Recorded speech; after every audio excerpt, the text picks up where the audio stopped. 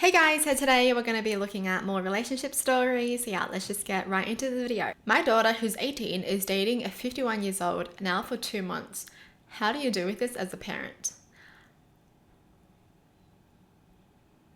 Are you kidding me? I'll be so concerned as a parent. But at the same time, I don't think I would go off at my kid for this because it's not like they're doing anything wrong. The 51-year-old should know better. But 18-year-olds, they're in like the rebellion stage. They just want to be cool. They want to be doing something that's different. So I feel like if the parents go off at their own daughter, their daughter is definitely just going to go to the 51-year-old for more support. Honestly, I would invite him over because I want to see what the frick is going on. My teenage daughter has found herself a boyfriend who's 51. My husband and I do not support this at all, to the point where she moved out and is living with him now. He's older than both of us, and we are worried for her, but she and local authorities say it's none of our business now. She moved out with him? Yo. Oh my goodness. If I was her parent, my blood pressure. Holy. Has anyone experienced this? How do you deal with this? On top of being an empty nester now, the way this all came to be was so sporadic and bizarre.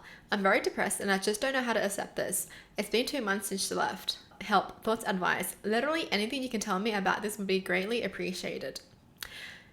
So she's already moved out, so they can't even do anything and try to like convince her otherwise because they were so mad at her, right? So because the parents were unsupportive, she decided, well, if you're not going to support me, well, he is, so I'm going to move in with him. Bye. That's what I meant by you shouldn't push a kid away, because their only support system is not allowing them the freedom because they're already turned 18. So now they're going to go to the person who they think is the one. But he's not. Okay, an 18 years old and a 51 years old. How old was he when she was not even born yet? He was 33 when she was 0 years old. Frick. That's disgusting. Ew. He was 40 when she was 7. Oh. What the hell? But yeah, wait, this is tough because she's already moved out. There's nothing they can do now. Even like their local authorities were like, well, there's nothing you can do because she's 18, right? She can do whatever she wants. So I guess the only way is to just pretend that you support them and be like, okay, you know what? I've thought this through. I just want you to be happy. I hope you're happy. And invite them over for dinner and just fake be happy for them, so at least you can still see your kid, right? At the end of the day, they just want to be sure that the kid is safe. This is so freaking weird. And they can probably talk to her freaking boyfriend, her 51-year-old boyfriend, and, talk about the olden days, right? And the kid won't relate at all. Like, seriously, what does a freaking 18-year-old have in common with a 51-year-old? Like, I don't even have anything in common with an 18-year-old currently. Like, I'm 28. I'm 10 years older than an 18 years old. I don't freaking know what they're talking about, what kind of slangs they know, what they like, what they don't like. What the frick? If I don't even have anything in common with an 18-year-old, what the hell is a 51-year-old gonna have in common with an 18-year-old? Huh? At 28 years old, I'm always like, oh my God, I feel so young. I feel like I'm just 21 years old. But then I actually meet a 21 years old and I'm like, ah, yes, definitely not 21. But yeah, there's actually nothing they can do except just accept it. And the only way they can see the kid is to just invite them over for dinner, catch up with the kid, pretend like you support them, because one day she's gonna know. Right? One day she's gonna realize that it's all wrong. But I'm pretty sure the parents are just worried that maybe the one day will never come. Like, what if it does something? Because a 51-year-old, mate, has literally lived 33 years more than she has. He definitely can be way more manipulative. And she probably won't realize because she's just 18. That's crazy. Woo! Where did she even meet him? Like, what, on the dating apps? Because there's no way she's hanging out at the freaking RSL club. Like, where do they meet? But yeah, if they really care for the kid, just definitely make sure that the daughter knows that you guys will be there for her no matter what. So at least she can tell the problems to the people that love her. And she won't bottle it all up when something does happen. Man, that's sad. This is what I'm like the most afraid of. I don't have a kid. I don't have a freaking boyfriend. But like, I'm just saying, if I have a kid, I'm so freaking scared for them to be like influenced badly. Or like, you just can't control what they do. And you'll just never truly know what they're up to online or whatever, right? You just truly never know. You never know what they're thinking. You never know if they're actually sad or happy. Whether the things that they're telling you is true or untrue. That's what I'm the most afraid of. Like, I want to be a parent where my kids can just tell me everything without feeling scared too. How do I come clean to my boyfriend of 2 years about a lie I've kept going since 8th grade? I'm aware this is a terrible thing to do, and I will live with the guilt of it my whole life and cannot apologize enough to those affected by this. When I was starting 8th grade, I went into a completely new school and district due to bullying at my old school. I still have one friend from my old school who I texted daily. We'll call her Molly. Molly and I had this idea to see how long I could convince the students at this school that I was colorblind. I'm not. And we decided it would be the easiest for me to pretend to see in just black and white, which I'm pretty certain is not a thing, so I wouldn't get stumped if people tested me. Unfortunately for me, I was quite convincing and nobody ever called me out if they doubted me. I went on to fall out of contact with Molly because she stabbed me in the back and was then worried everyone would hate me when I came clean alone without her to defend that we had come up with it together.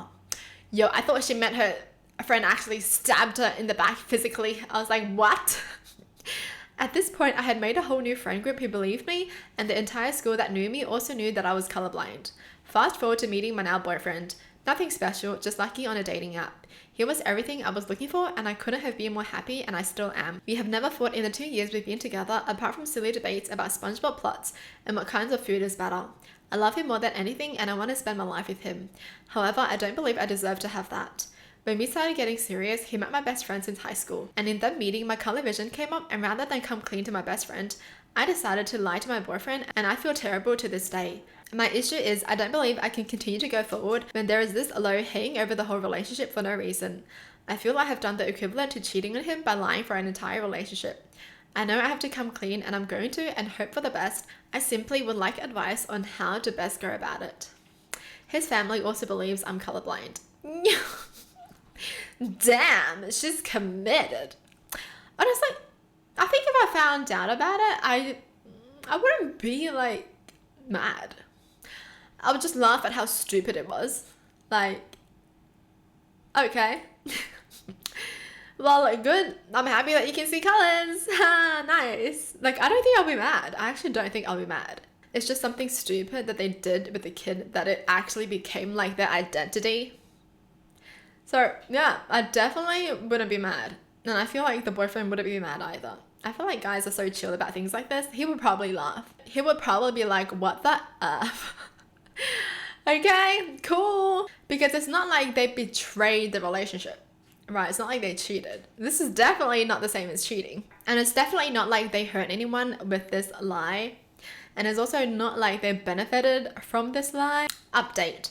I spoke with my boyfriend last night while having pizza. I simply said what I typed above as many people suggested, and after a lot of blank stares, silence, and a simple what, he started laughing. I was laughing nervously and I was still unsure if he was gonna get up and leave my house but wanted to laugh at me first. Dramatic, I know, but that's me. He calmed me down because he's a saint and told me I'm stupid. That was weird and he's still slightly shocked, but ultimately he didn't care. Aww, see? Yeah, it's not a big deal. Yeah. I feel like I'd be so much happier. I'd be like, oh my god, you can see colors! Oh. Good. Because now I don't have to feel bad for seeing colors versus when my partner can't see colors. I don't have to feel bad for being like, oh my god, this is so pretty. The flowers are so pretty. Don't you think they're pretty? Oh. I got pranked by my girlfriend and it went too far. Recently, while I was at work, I got a call from a no caller ID. Usually I'd leave it and I picked it up and it happened to be a girl trying to flirt with me, so I hung up. Then I call my girlfriend and ask if it's her, and she swears on everything and her mother it's not her. Later she calls me saying she's getting the calls and being threatened by this girl. At this point I'm worried. How did they get my girlfriend's number and mine? They even found her Instagram, so I was even more scared. They then call again and it was a guy saying he's gonna come find me at work. I do security for a store and fight me because I called his sister something. Nothing happens, but they keep saying they're waiting and constantly calling me, and even named where I worked. My coworker then walked with me home because we were waiting to see something happen. My girlfriend calls me and keeps asking if I'm alright, and she's worried. I tell her it's fine and went home unscathed. I told my mother, and she was worried that they find her info since they found my girlfriend so easy. I spent 2 days with my girlfriend during my time off work and kept replaying a video I recorded of the call and didn't recognize the voice, nor did my friends, and my girlfriend was worried. I later called the non-emergency police just to have it followed up and tell my girlfriend. She then sent a massive paragraph blaming alcohol and her being with a friend. She used AI voices to mask everything, said she's sorry and thought I'd forget it, so she kept quiet. She said she knows she took it too far and it will affect my trust, but she's sorry. Why did she do that? Wait, traumatizing someone is funny? Yeah, I'll break up. I would actually break up. So you're telling me you're gonna make me worried for like how many days? I'm worried that someone's gonna come to the store, they know where you live, they know so much information about me. And you're gonna tell me it was just a joke?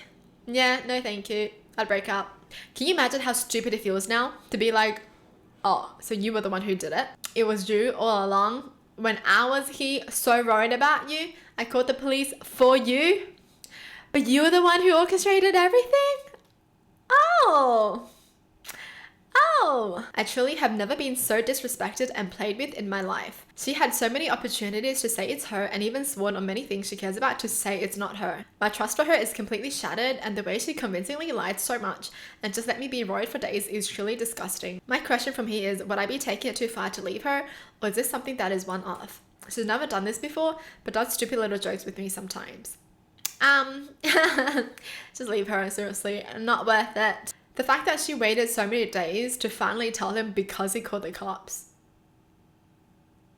Yeah, girl wasn't sorry. Girl didn't even care that he was worried. She thought it was still funny until he called the cops. She didn't even think to tell him, oh, it's just me, babe. Sorry for stressing you out. No. Disgusting. Playing with someone's trust is actually the worst. She literally got everyone involved, right? So even his mum was worried about him. And his mum was stressing too. How does she not just tell him after hearing that? Right? How does she not? No way. No way she would continue on with it. Oh, but it does say that he actually left her. So good. As he should. Because why would you want someone like this in your life? Playing stupid games. Ugh. Well, that's it for the video. Hope you guys enjoyed. Tell me in the comments down below what your thoughts are. And as always, thanks for watching. Hope you guys liked it. And I'll see you guys next time. Bye!